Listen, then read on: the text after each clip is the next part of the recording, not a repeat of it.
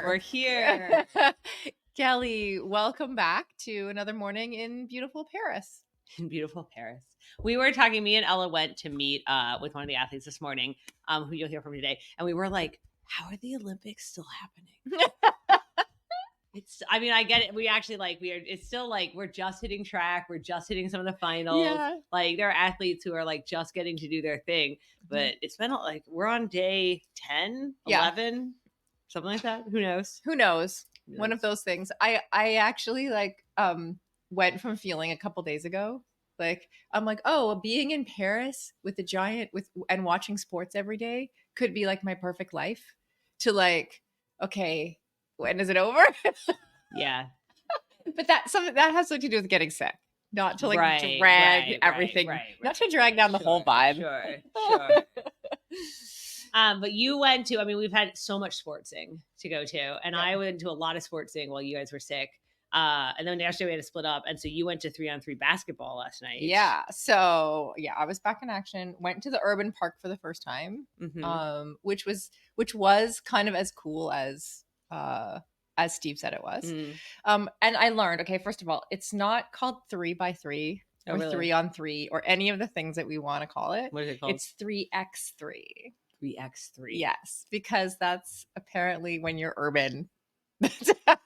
It's really like, it's like a funny thing to see like the Olympics try to like co-opt urban culture in a way. Like, yeah, I gotta say, we're gonna do a timeout here, where I think that this whole like, we got to get young viewers, and they're like, you know what we'll do? We'll like put our hat on backwards. That'll trick them into thinking we're young. Like that doesn't work, right? Like that's not a thing that works. And so I don't actually think this whole like, the way to attract young viewers is to like pretend that we're doing young things. I think when you look at what's actually been successful this year, and like, why is the Olympics having more viewership than ever? It's like embracing what it does well, but adapting it to the modern, right? Like embracing, like, we will have more social coverage and more internet coverage and have people who know how to do that, not just be like, let's add a new sport that the kids will like. So I kind of like, it's interesting because I think I agree with the adding of the new sports. For example, like that, like the rugby sevens, the 3x3, watching it yesterday. It's fast and furious and exciting, like the sevens. And like they play in 10 minutes, not like they just play for 10 minutes. They play to 21. Like, they play 2:21 or 10 minutes, whichever comes first, but typically 10 minutes comes first. Oh, really? Yeah. The scores were like this. I watched 4 games. I didn't see anyone go. Well, I think you're at the 21. finals. I think generally they hit 21 first in the prelims. Oh, did they? Interesting. Yeah, I can see. So anyway, that's how it's like run. So it's like fast and furious. You can't take your eyes off it, which is really cool. Okay. So the thing that I think is funny is that like, they had a DJ there, like Steve said, right? And then they have like a French guy and an English speaking guy. I don't know where he's from. Like basically doing the commentary and DJing and like saying bad puns. Yeah. Essentially. Yeah. Like, because you have to keep like whatever that commentary is, it's like has to be high. Yeah. And it has to be clean, the commentary. And it has to like be so that like whatever he would just say, like whatever word rhymed with, like it was I did not hear one single good joke. We'll talk about it compared to track in a second, but the announcer at one point in track was trying to get the crowd pumped up. He went, "Are you still in your seats? I certainly am not." And it was like, didn't quite have the same like urban vibe to it. Yeah. Like at one point the guy, like I'm trying to think of examples to like bring this home, and I'm really bad at remembering things, but like at one point I remember him saying like, she flipped it like a spatula. Right. What? That's like classic American basketball, where you're like, obviously the old school one's always like, and he went downtown, but then you like have to have all the variations of, that was so far, it could have been up, whatever, right? Like that is like very classic American street basketball. And I actually like felt for these guys having to do that for like 6 hours.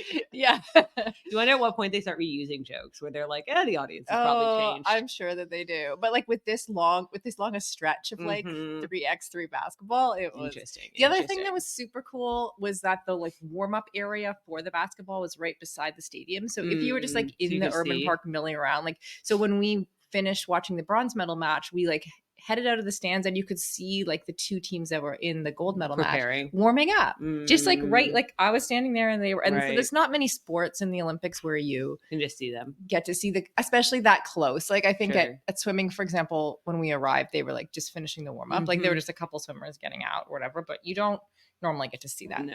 And I think a lot of the big venues have the warm up area somewhere separate, like the track or the swimming, they have like another warm up pool and or somewhere else. But how did the games actually go? I hear Canada lost. I know. It was like, so we were like one of the gold medal favorites for sure coming in. We personally, Sarah. 3x3 basketball. Canada. Oh, you cannot come at me for being patriotic. No. It's funny because I always say the US. I almost never say we, even though I'm probably like the most American person right in Paris right now. No, that's not true. I met some of the most American people in Paris. But yeah, but everyone always does that in sports. They always say we, like as if I have anything to do with it at all. Yeah. So yes, we the Canadians. Yeah, we were definitely in, like, we were like number one in shooting going into the tournament. Like we had these good stats. We're also a team that like tends to foul a lot, and the refs were like really. Oh really? Yeah. I feel like you got to let that shit slide in street ball. Oh yeah, they did, but still, like afterwards, that's the talk. It's like, oh, the officiating's not great. Interesting. Yeah. So we lost the semifinal round to Germany. So Germany went on to the gold medal round, and then we were against the US in the bronze. And it was like we led for most of the game. And this is what I mean. It's like so fast. Like it's like one team's up, the next team's up, or you can go like 1-2 on like a basket and then a real quick another basket. Right. So you're like up and then you're down and then you're up. I do feel like that's how basketball works. And I have sometimes like at regular, old person basketball, old school basketball, felt like it's just arbitrary when the time ends, who's up. Because it just goes back and forth. And you're like, okay. Yeah, it's a little bit like that. Yeah. But like this is where, because there's only one, it's not even a half court. It's just 3 to the 3-point line and a little beyond, right? In this tiny little court.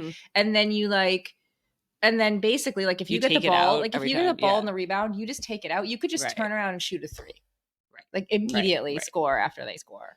You know, so that's why it gets like fast and furious at the end, because they stop taking their time of like passing it around. They're just shooting. Interesting. Yeah. So you think this is the hot new sport? There's the new hot sport. I think it is. I think it is a hot new sport. Hot sport.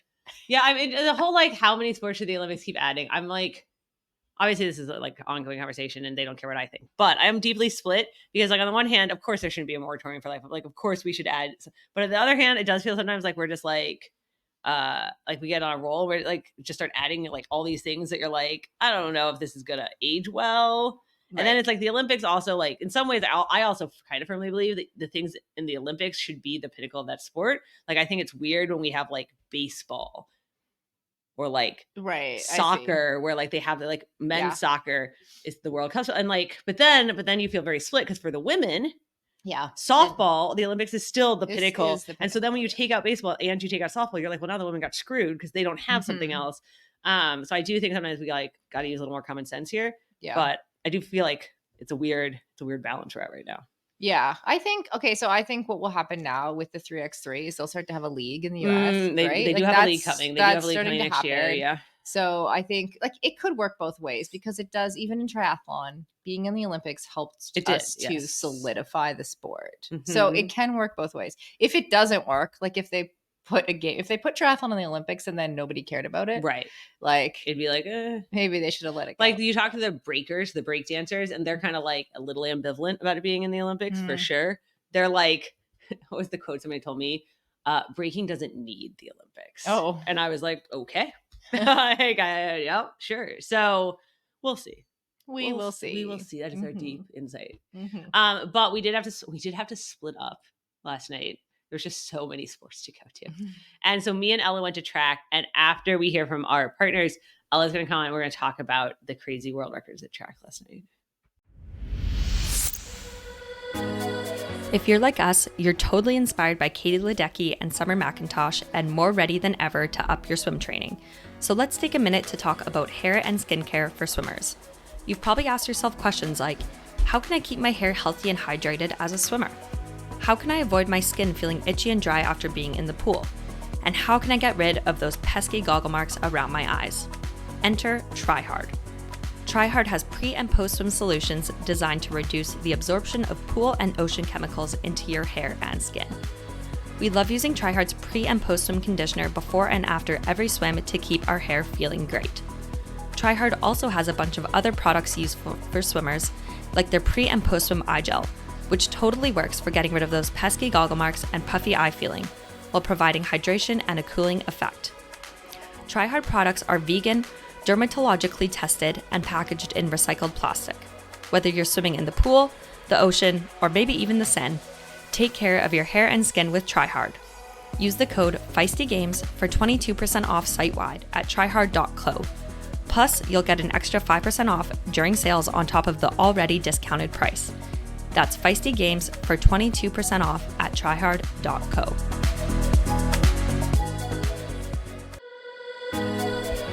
Historically, athletic footwear has been designed, researched, and tested for men. Brands have relied on the shrink it and pink it approach to sell male shoes to female customers. That's why we are so excited Heddas is working with us on our Paris coverage. Heddas is building high-performance, technical running shoes for women from the ground up. They operate from a purely female perspective, which we love, and their mission is to ensure the female running experience gets the funding, research, and recognition it deserves. Heddas has unlocked the science behind women's biomechanics through dedicated research and creates better shoes for women's performance. Some of Heddas' special features include a lower ankle collar to reduce rubbing on women's ankle bones, a breathable mesh toe box to allow for ventilation and accommodate female toe shape, and a supercritical foam and Pebax plate midsole to keep our legs going when the going gets tough.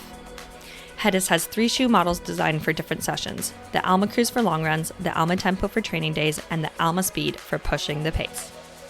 Celebrate the outstanding performances at the Olympics with your own pair of Heddas. Use the code Feisty20 for 20% off at heddas.com. That's Feisty20 for 20% off at heddas.com.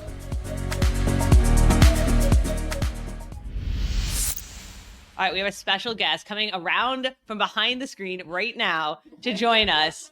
Ella and I went to track last night, and I was like, I think we picked it originally because it was 5,000 women's and 800. Yep, that's right. And then what else? But since we're like, the big thing ended up being last night was the men's pole vault, which we'll talk about in a second, world record. Because I've never seen a pole vault world record before, and like basically the whole stadium just like waits. Yeah, it was crazy. The guy had the stadium captive for sure. Yes. And we were lucky because our seats were facing the pole vault, so that we had the perfect seats to watch it. And I think the highlight for me was when he was dictating the clapping speed of the entire stadium. He made us like restart our clapping. He was like, that was too fast. Start again. Yeah, exactly. So it was incredible to see. Yeah. And just the energy of the stadium when he got that world record it was crazy. Yeah, this guy, I mean, so he only jumped like maybe 3 or 4 times throughout the whole competition because he was so good that he just didn't have to. And then after everyone else was out, he like comes in and is like, all right, put it at Olympic record height, clears that first try. And then he's like, all right, just skip all the way ahead to world record height. And then he failed the first 2 attempts, just barely. And then on the third, like all the running events were done. Victory ceremonies were done. Everyone was still just like waiting. Yeah, that was what was, I think, it was surprising to see how many people stayed in the stadium. Like I expected that after he missed the first attempt, okay, people are going to start leaving, but really everyone stayed. Everyone stayed. Yeah. And I mean, you got it on your phone when he actually made that last one, but you like dropped your phone too because everyone started jumping up and down. Oh yeah, oh my god, screaming. Yeah, he did jump 6.25 meters, which is, I don't know how much in feet. It's a lot. Yeah, I think like if you picture a pole vaulting competition, just imagine the pole at almost the very top of the pillars, and that's how high he went. So the women having gone pole vault, they're also very, very good, Katie Moon, and so I will be excited to see how that goes. But we also saw the 5,000 meter, and I feel like we need to talk about. So it ended up being all controversial. Mm-hmm. They finish. Beatrice Chebet won. Faith Kipyegon was second. Sifan Hassan was third. And then we're like, they don't even say anything. And I'm like looking at the results to see how the Americans did. And on my phone, it says Faith Kipyegon was DQ'd. And you're like, what the fuck? Yeah, and I think we've noticed that at track that They don't tell you what's going on. especially when you only understand English, you miss a lot of information for sure. A lot of Like someone gets disqualified and you don't hear anything about it when you're sitting in the stands. No. So it's different than other sporting events you'd go The to. other thing was like she was apparently disqualified for like her and one of the Ethiopians were like pushing each other. Did you see that happen in the race? No. And we were talking about how it's so different from triathlon. Like in triathlon, there's athletes swimming over each other, like taking each other out and on the bike, and we just keep going and carry on. And even in the 5K, like somebody stepped on the line and they called them all back to like clean start. And in triathlon, like half the field went before the gun, and they were like, close enough. Yeah, so very different cultures. Every sport has a culture, right? Yeah. Tracks is a little officious, yeah. So that was, but it was cool. The 5K was fast. Sifan Hassan did her first of her 3. Yep. She only has, what does she have left now? The 10K and the marathon? She's doing the marathon. No, 15. Yeah, she's doing the marathon. I can't remember if she picked the 15 or the 10 still to go. It's a lot of running. Her quotes after were like, why did I do this? Yeah, and we noticed she was wearing compression socks, and we were wondering if that might be to keep the legs fresh for all her events. Yeah.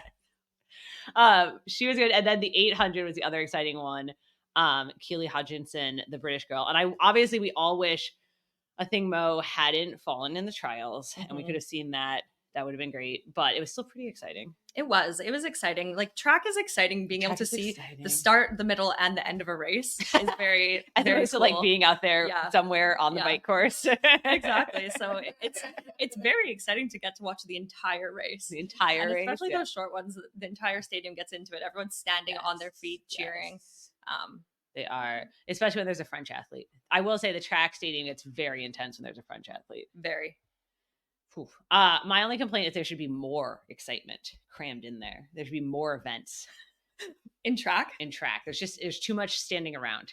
There is. A lot of standing around. Although I feel like yesterday we saw some exciting events. There was also the U.S. woman who won discus. And that was exciting. Valerie Altman. Yep. She crushed it. The discus was. Yeah, she threw like 2 meters further than anyone else, which is like a lot of meters. Yeah. We also, this is like one of those seats are very uncomfortable, right? They are. Like, think about a stadium you go to. You don't understand how uncomfortable this is. This is the primary thing you think about for like 3 hours. And we're not that tall. So I feel for people that are tall because the seats really only come up like 1/5 of your back. They hit you like right in that lower lumbar, like where you're just like, oh, but if you lean back, you hit the person behind you. It's a whole thing, guys.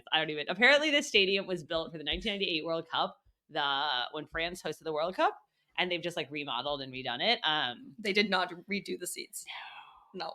They have reused a lot of, we talked about this a bunch, but like a lot of the venues are like, they really didn't build like any new venues for the Olympics. They just like remodeled or redid a lot of existing venues, which is obviously like really cool from a sustainability perspective and all that. It does give it like kind of a odd feel. I mean, I guess like in LA, we have a lot of old Olympic venues that we use now for like kids swim lessons, and it does feel kind of like that. You're kind of like, oh, are we going to like an old Olympic venue? But it's just like they've just like redone it. So it's cool though. It's good. And the athlete village is out by the track stadium too. Yes, it is. We haven't hunted down or lurked outside yet, but that's what we hear. That's what we're going to do. Yeah. We are tracking down athletes now. Now that they're done, we're like on the case. We're on the hunt. We did see, because the athlete village is out by the track stadium, we did see like where the warm-up area is for the athletes. They come in like from a different way. You could see how, the rumor that like Sha'Carri and Shelly-Ann got stuck behind barricades. You could see how it happens. Yeah. There's a lot of barricades in France, as Kelly has shared on the podcast already. But also like the athlete warm-up area is like in this distinct area, and if you like showed up to it from like the wrong side, you could see how they'd be like, no, totally. It's like, not possible. The stadium is so big, it almost takes about 20 minutes to walk around. So you could see how if you get lost in the barricades somehow, or you're going the wrong way, like you couldn't make it to the stadium in time. That would be heartbreaking. That's what I think. Yeah. So I think they ended up having to do the like walk all the way around. Oh my God. You also, there's this like, it's like a, I don't know, what is it? A K? 2K from the train station to the stadium. I've done a like, trek. I've done like 8 times already. Yeah. The most, it's like, again, behind the scenes, the most notable thing on this walk is the string of female urinals. Yeah. As you're walking, they're like described. Yeah. Female. Yeah, and there's diagrams. There are diagrams Yeah, on the outside. Toilet paper. That was my main takeaway, I The think. whole thing. It's to speed. Sarah's giving us a look. It's to speed the peeing along in the line. So, it's the little things that really make the Olympics get that feeling. Yeah. That magical organization come together. But the point is, we did see some athletes out in the warm-up area. Saw a bunch of, because we went, like, had to go in that, like, on that side of the stadium this time. I saw a bunch of the teams and a bunch of the coaches. And we are, now that people are starting to wrap up their events, we have been tracking down athletes, getting some interviews. Didn't want to bother them before. And so this morning, Ella and I went out and talked to one of the triathletes. Yeah, the first woman to qualify for the triathlon from Guam. Mm-hmm. And Manami Inajima, she, like, they have a triathlon federation in Guam, but they had never, like, sent athletes to, like, World Cup races. So she had to, like, figure all of that out, like how the points work. And then she was one of the athletes we saw crash in that, like, corner. Yeah, so many athletes went down in that corner. So yeah, she wasn't alone crashing there, but very disappointing to crash nonetheless. Yeah, especially at her first Olympics, and, like, the whole island is watching. And so I think she wants to come back in LA, which is, like, practically a home games, right? No, it's like a long flight still for her. But we talked to her this morning because now that she's, like, kind of done, she's touring Paris. So, all right. Guam's first triathlete at the Olympics, is that right? Yes, that's correct. And the Pacific Islands. Oh, really? Oh, wow. Yeah. So my understanding is, like, you guys you had to, like, start the national federation and, like, figure out how to qualify, and it was like you didn't just have to do the triathlon part, you had to do all the figuring it out part too, right? We have a national federation, but it's more catered to, like, local races and the regional races. So we had absolutely no idea what to do with elite sports, and so we reached out to World Triathlon, and they kind of guided us after a couple of races. So my first, I think, 3 races, I didn't know what I was doing, and I was like, yeah, let's go to this World Cup because it's nearby, and I come, like, second to last. So yeah, it was a steep learning curve. What was the hardest part about trying to work your way up, like, through the rankings? First off, don't just go to the hardest race, or, like, with faster people, not at, like, way above your level, and just figuring out, like, the intensity from swim to bike. Like, the race itself was so different from long course. Yeah, and then people see the swim, it's kind of brutal. So sometimes learning how to swim in that pack was the major thing. Cool. All right. So Guam is how big an island? Like, how big? 120 Ks around. Okay. So that takes you how long to bike all the way around the island? If you do it fast, it's like 4.5 hours. Okay. So I have a good route. Okay. Yeah. Right. And you, like, have been doing most of your training in Guam, right? Okay. So most of it's solo, or I ride with the boys or my husband on Saturday, and everything else is solo, like swimming and all the running. Well, easy runs I run with my friends, but most of the training is solo. Oh, wow. Yeah. And you were saying, like, there's local races. There's a pretty good, like, triathlon community. Yes, they're super supportive, and yeah, everyone just cheers me on, and a lot of them, well, Guam's so small, so we all know each other, so whenever we see each other anywhere, yeah, they're super supportive and just wish me good luck. So were people cheering, since obviously you were, like, the first triathlete, were they cheering at home? Were they watching? How excited was the island? They were all excited. I got a ton of messages, like, before and then after the crash. Like, they were just, like, shocked at how intense the race is. And I don't think they've ever seen that. So I'm just like, well, this is what I do. Yeah. Okay. And then this Olympics, obviously your first Olympics. What's been the coolest part? Aside from the course and the race, just walking into the athletes' village, and you're just surrounded by, like, people like you. I mean, people even, like, gold medalists and stuff. They're just all normal people, and they're so friendly. So I was like, oh, they're normal people. That's cool. Everybody always wants to know, what is the village like? Like, how is it, like, a big complex? How do you get around? Yeah. Is there free food everywhere? Free food. It's a big complex. Like, there's little, like, golf cart looking cars everywhere. There's bikes for us to use to get around, and yeah, it's huge. Oh, wow. How do they assign rooms? Like, who do you room with? I have no idea, but my support is Megan Foley. She's from USA and she did short course. She's my sports dietitian and she's my roommate. Oh, wow. And we have a good spot like next to Australia. And I don't know if you've seen the Fiji rugby guys, the singing in the morning. Yeah, we're like right with them. So it's been cool. So you got to bring your support person with you. Yes, because I needed someone to come and support me and, do all the support role, like going to the meetings and stuff, and I didn't have anyone. So it was kind of last minute where I was like, hey, Megan, would you like to come and support me at the Olympics? So, yeah, it's pretty cool. So she's your nutritionist, and there's free food everywhere. Like, what are you eating before races? People always want to know, what do the Olympians eat? A lot of carbs, like rice, pasta, bread. Okay. But I think for the most part we eat normally, except maybe a larger quantity. Sure. So yeah, I'm still looking forward to. Well, the chocolate muffin at the cafeteria is good, and there's a muffin man. Have you seen it? Him? Yeah. Heard about the muffin. Yeah, I'm still trying to find him, and I'm trying to go viral too. So no, just joking. But yeah, all the food is good. Like everyone's just been eating like. It's like Guam has like a speed limit of like 45 miles an hour. 35. Our speed limit is 35. So we know the drivers who come from the States because sometimes they'll zoom at like over 50 and that's fast for us. Yeah. Crazy. So when you travel now, obviously you've had to travel a lot for earning points and getting your, what's the thing that's like the weirdest or that you have to get the most used to when you're traveling? I guess being away from my husband and dogs, I think that was the hardest because I've always been like a homebody, and for long course, you travel once or twice or before. Right. So yeah, I think that's been the hardest part. But I've never traveled this much, and I think it's crazy, and I don't know how everyone else does it because it's a lot. Like, yeah. I think they bring their husbands with them.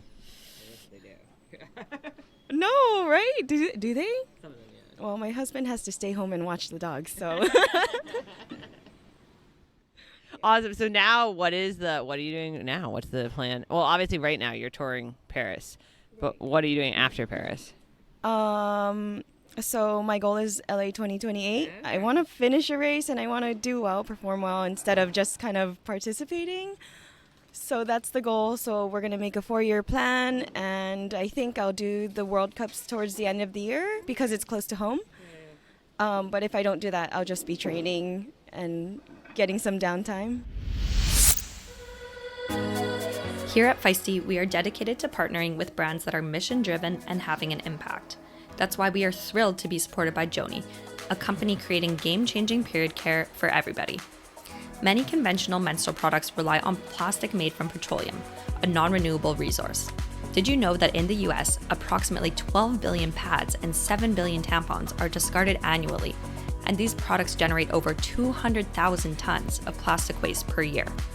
It can take 500 to 800 years for a single petroleum-based plastic disposable pad to decompose due to its materials, and tampons with applicators also contribute to plastic waste, which can take centuries to break down.